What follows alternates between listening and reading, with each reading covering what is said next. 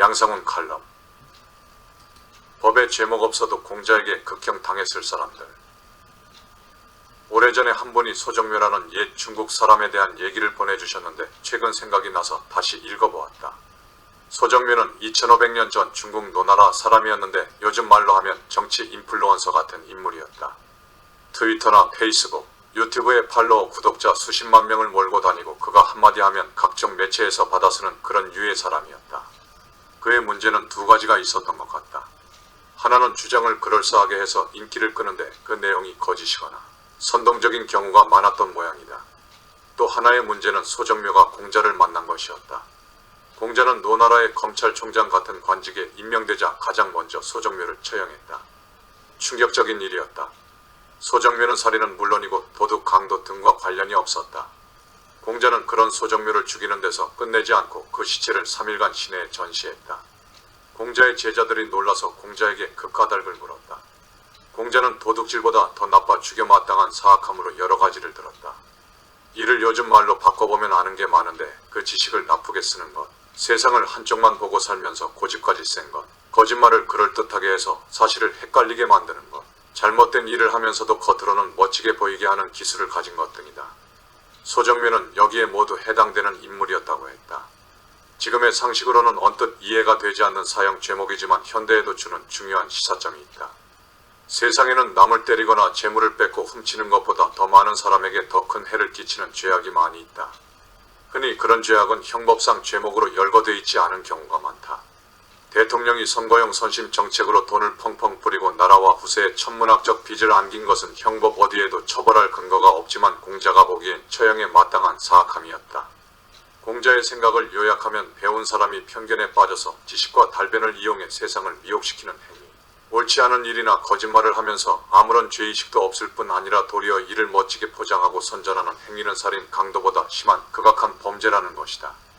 이런 공자가 요즘 한국 정치를 보면 극형에 처해야 할 사람이 10손가락으로도 다 꼽을 수 없을 듯하다.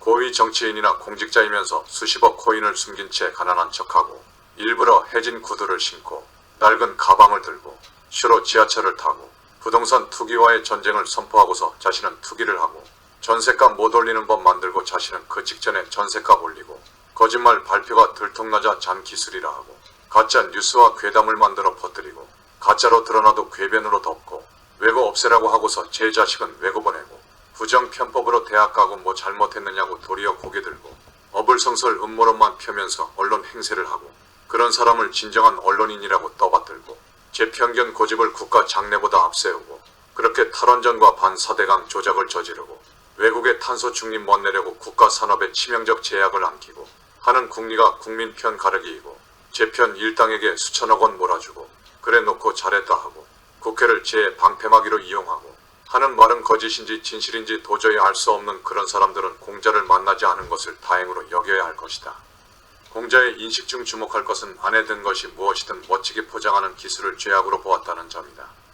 공자 관점으로는 무대연 출가를 청와대 요직에 임명해 주요 국정을 쇼로 만든 것은 중범죄다. 거액 뇌물 수사를 받다 자살한 전 대통령과 국회의원, 성추행을 일삼다 자살한 전 시장, 각종 조작을 일삼고 국민에게 400조 원 빚을 떠안긴 전 대통령을 미화 일색으로 찬양하는 영화, 다큐 등을 제작하는 행위도 마찬가지다. 공자는 소정묘를 따르는 무리, 즉 팬덤을 우려했다. 소정묘는 박식하고 달변이어서 이 팬덤을 몰고 다니며 옳은 일을 하는 사람들에게 능히 맞설 수 있는 정도였다. 지금 우리 사회에서 일상적으로 벌어지고 있는 일이다. 공자는 이런 소인배들과 소정묘 같은 그들의 우상을 사회와 나라의 위험한 적으로 보았다.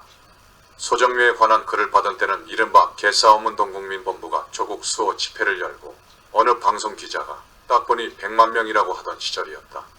그 개싸움본부가 개딸로 이어지고 대장동 사건을 윤석열 게이트라는 사람이 국민의 40%에 달하고 있다. 소인배들은 우리 편이면 가짜 뉴스도 좋다고 제 돈을 내며 열광한다. 공자 없는 시대의 소정묘들이 제 세상을 만난 듯 활개치고 있다.